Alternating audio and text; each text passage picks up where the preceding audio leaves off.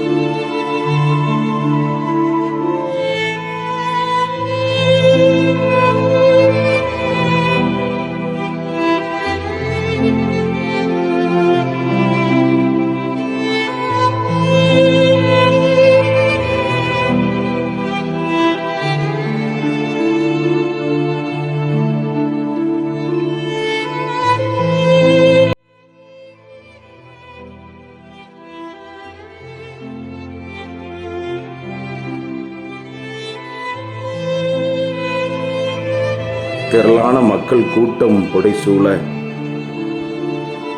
நமது மேனாள் ஆயர் அவர்களுடைய உடல் வாகனத்திலே எடுத்து வரப்படுகின்றது.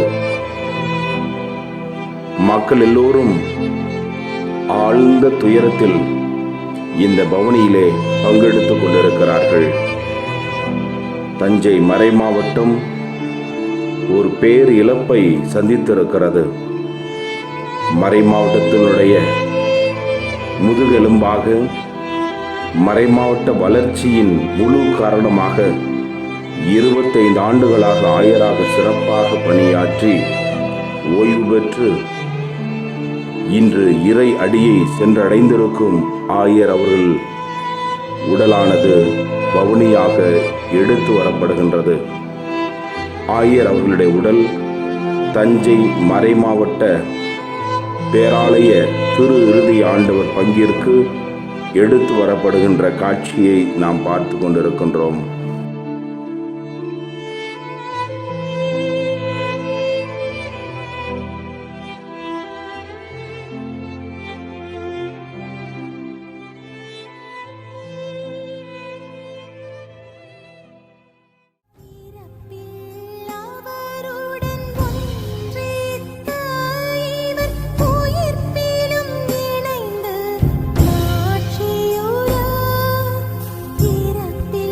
La